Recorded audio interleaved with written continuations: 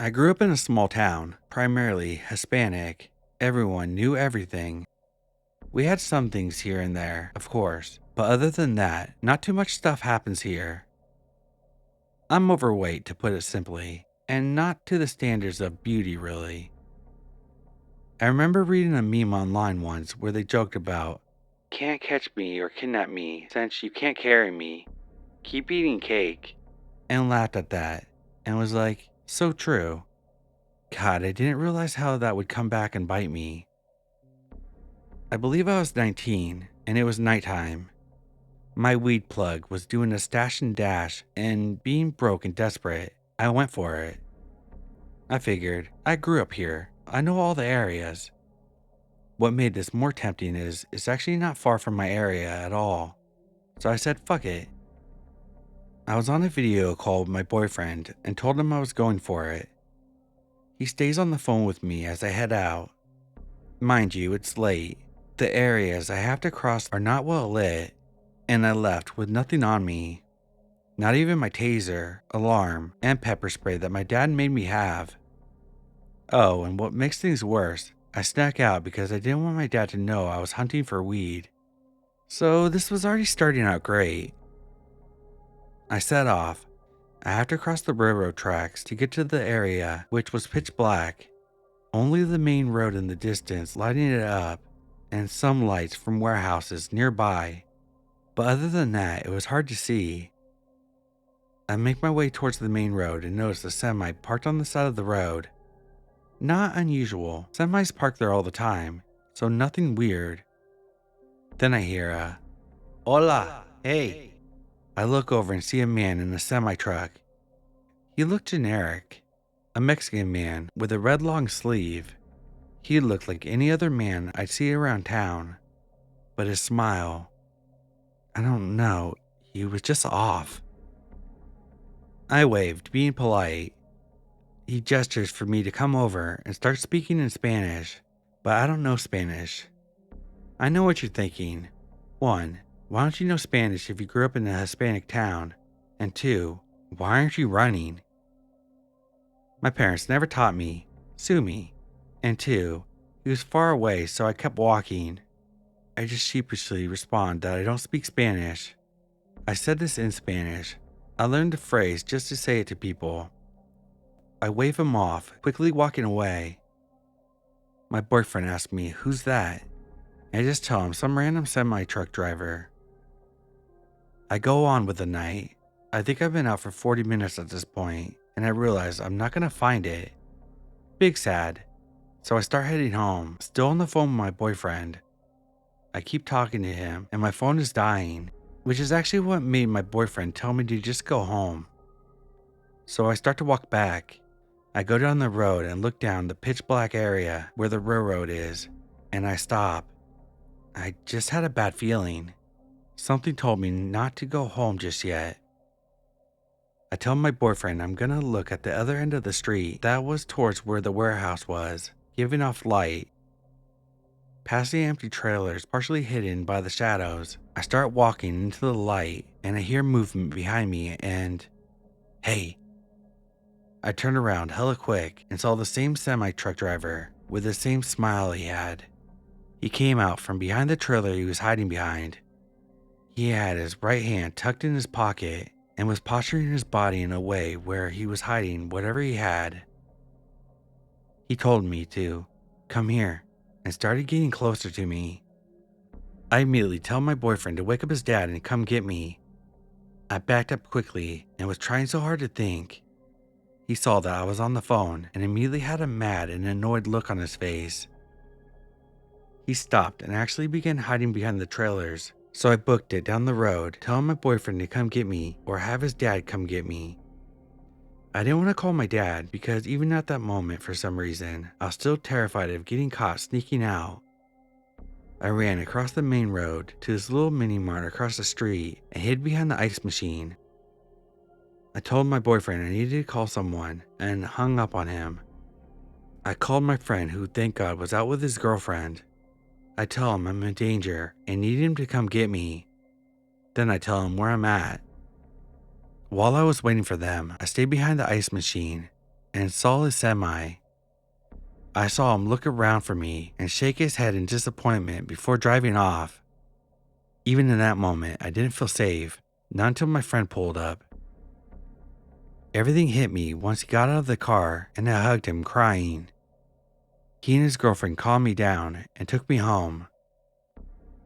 I got a lecture from my boyfriend, but I'd rather take that lecture than anything else. I was lucky, way too lucky. The false sense of security my weight and looks give me really shattered after that, and I'm glad for it. It terrifies me to think of how things could have turned out if I didn't have my boyfriend on the phone with me. So semi-truck driver, let's not meet. I never want to see that smile ever again.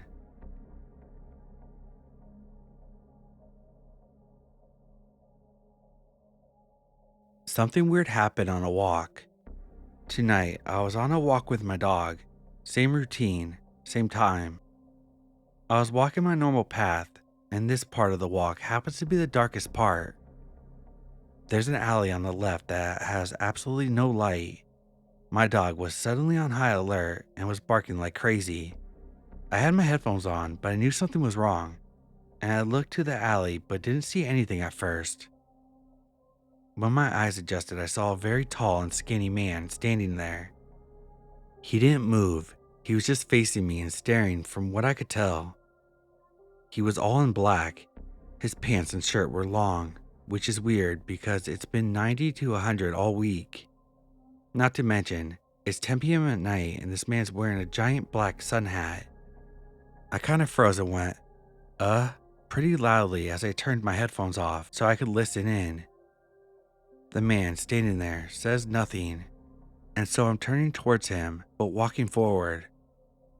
After a second of him being silent and me trying to walk away, kind of chalking it up as creepy but harmless, he starts to follow me. This man follows me for about 2 to 3 minutes, saying absolutely nothing, just staring at me. When I felt like I could finally speak, I yelled out, "My dog's gonna fucking bite you." That seemed to scare him a bit, because after that he slowly followed me for about 30 seconds more. Then he slowly went onto a sidewalk and went a different way. When he turned around to get away, he had a huge backpack on. It was extremely full. I have a really uneasy feeling about this. I go on this path almost every night, and this man just so happened to be standing there in the darkest alley. There's a missing woman 3 minutes away from me, and it's alleged that she was assaulted a few days prior to her sudden disappearance. Should I report this to the non-emergency line? I don't know where to go from here. I'm very freaked out.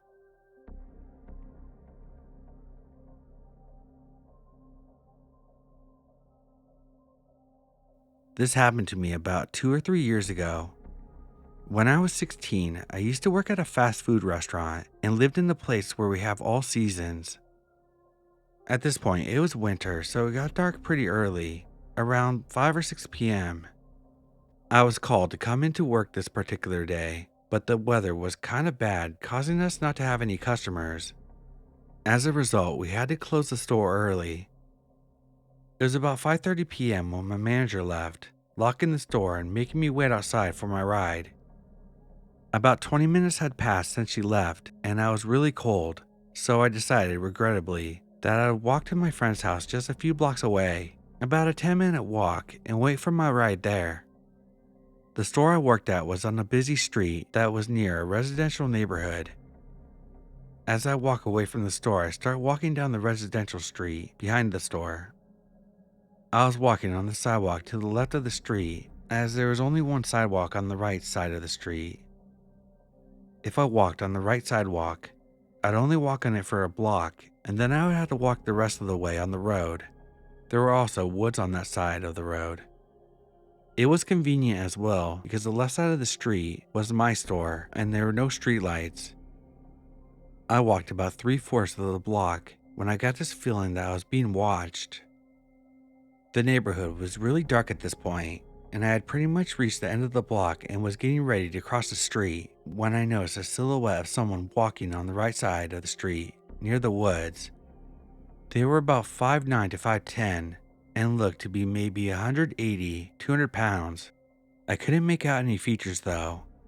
I'm the type of person who's very aware of my surroundings and slightly paranoid as I've been followed, almost kidnapped, stalked. You get the gist. So when I notice him, I stop walking and immediately get a sick feeling in my stomach. The man then noticed me and proceeded to walk slowly and yelled out to me. He says, "Yo, come here, I want to talk to you." I say back, "No, I'm good. I'm only 16. Then I turn around and start walking back to the store. He continues to yell things at me, trying to convince me to come to him. At this point, something in me told me to run, and I did just that. As I'm running, I know I shouldn't have, but I turned my head to see if he was actually chasing me or not. And to my horror, he was. So I turned up the speed and ran as fast as I can. Thankfully, as I reached the store, my ride pulled up, so I ran to the car. As I tried to get in, the door was locked. It took about 20 seconds for them to unlock the car, which felt like hours. Eventually, I got in and just broke down crying.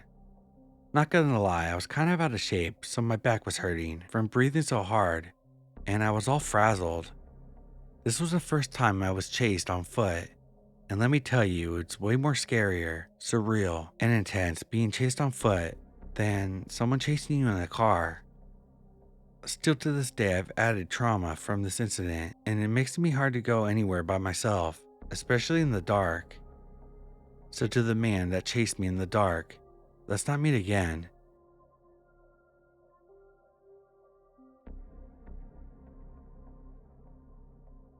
I live in an astoundingly safe place, and walking along a particular canyon road is very normal for tons of people in the community. Around 12:45 p.m. today, I was walking with my dog on this particular road when a large white truck got real close to me and slowed down as they passed me. They continued to slow their roll for about 50 feet until they stopped and turned around. Luckily, I got the creepy vibes and ran into the woods on the roadside. I gave them the benefit of the doubt and considered that I was overreacting until a lovely woman in a van, thank you so much whoever you were, that had followed the truck and turned, asked if I was okay because I was super suspicious of the truck, and then notified me that they could still see the white truck stopped ahead on the road where it had first passed me. Luckily, I was able to run to a nearby community building and eventually saw the truck drive away. Was this actually suspicious? Were we both overreacting? I don't know. I'm just glad and hope that there are women like the lady in this van.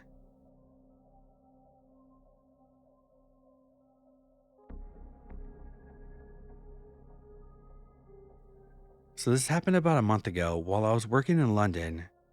I'd gone on a date with this guy and decided to wear these heels I had to test and see how good they would be for walking around the city. To no one's surprise, they were not comfortable at all. So by the time I get back to the station closest to where I was staying, my feet hurt like hell. So I was walking kind of slowly since there were blisters for days. As I'm leaving the station, I'm on my phone with my mom when this guy walks up to me and asked if I've been drinking. I had not been, but I suppose it looked like I could have been, since my steps were a bit unsteady due to these uncomfortable dang shoes. So, generic looking frat boy wannabe asked me if I'm okay. I tell him I'm sober, that my shoes were just uncomfortable. Now, I think that's that, and head towards the stairs to go down into my neighborhood. But as I'm walking, Captain Dipshit decides to try to talk to me once more. I tell him that I'm on the phone and to go away, I don't need help. Does he listen? Of course not. Now something to know about me. I'm pushing 6 feet tall, and with the heels on, I was definitely over 6 feet, so I'm by no means a small person. When I reach the base of the stairs, the idiot, of course, walks down ahead of me. What does he do when I reach the base of the stairs? He shows me a video of a woman sucking a dick and tries to hint that I should do that for him. But here's where this absolute dumbass made a mistake. I've dealt with far worse than some jackass on the street, and do have some extensive combat experience. So my initial response was to ask him if he had a death wish while giving him my best death stare. And I have a very good one. I told him, "Fuck off, now," and pointed towards the stairs, telling him to go back to the station. This guy was absolutely dumbfounded, but did indeed fuck off right back to the train station. So at least he had good sense to leave me alone after that. And keep in mind, this all happened while I was on the phone with my mom. It's absolutely astounding to me the audacity of absolute fuckwits like this, but needless to say, this jackass will probably think twice about harassing random women near the train station now.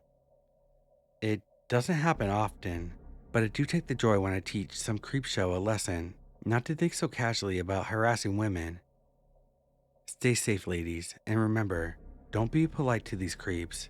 Be loud, make a scene, act like an absolute crazy person.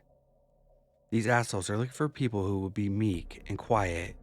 Be bold and know that you have as much right to a space as everyone else. Thanks for coming to my TED Talk.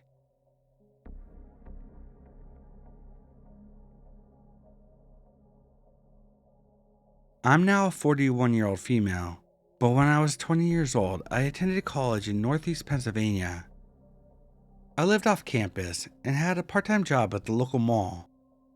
The mall was just over a mile away, and I would walk to and from work regularly. The mall generally closed at 9 p.m., and I would finish up my closing tasks and start walking home around 9:30 p.m. or 10 at the latest. Occasionally, I would get a ride home from a coworker, but most of them were high schoolers getting picked up by their parents. One night, I was walking my familiar route home. There are never many people out and about downtown until I got back onto campus, which I would cut across to get home. This night, I was only a few blocks from the mall, and I noticed a van parked next to the corner, but didn't think anything of it initially. There were always a smattering of cars parked around. The van appeared to be running, and the headlights were on. As I got a bit closer, I noticed the sliding door on the side was open. I definitely noticed, but assumed that someone must be loading something in and out of one of the local businesses along the street. As I walked past the van, there's a sudden flurry of movement to my left. There had apparently been a man crouched by the dumpster there, and he was running straight at the open van door. The scary part was that I was directly between him and the open van door. He was trying to shove me inside the van. I screamed, and I can only credit my complete awkward lack of coordination for what happened next. I tripped and stumbled when he surprised me, so when he hit me, I was already falling down to the ground. The force he hit me with only got my head and shoulders into the open door, while the majority of my body was outside on the ground. I remember he grabbed me around the waist and was trying to hoist me up through the door, but I was just discombobulated dead weight. He jumped over me into the van, grabbed a handful of my hair and started pulling me off the ground into his van. This is when headlights of a car turning down the street washed over me, and I could briefly see that this was a white guy in a black hoodie. When I saw the car, I screamed louder and started wildly flailing my arms. I heard their brakes screech, and then the guy let go of my hair. I jumped back and the hooded bastard slammed the door shut, and seconds later accelerated away. A cute little white-haired Polish woman had been in the car that turned down the road at the exact right moment to save me. She hugged me and told me I was safe, and it was then that I realized I was still screaming. She sat on the sidewalk with me and then walked me to her car. Cell phones were relatively new. Neither of us had one. She drove me to the police station and stayed with me while I answered questions and made a report. As far as I know, they never caught the guy. My housemate with the car let me borrow it anytime I was going to work after that, and I never walked downtown after that. I had nightmares for a while. I can't help but think what could have happened to me.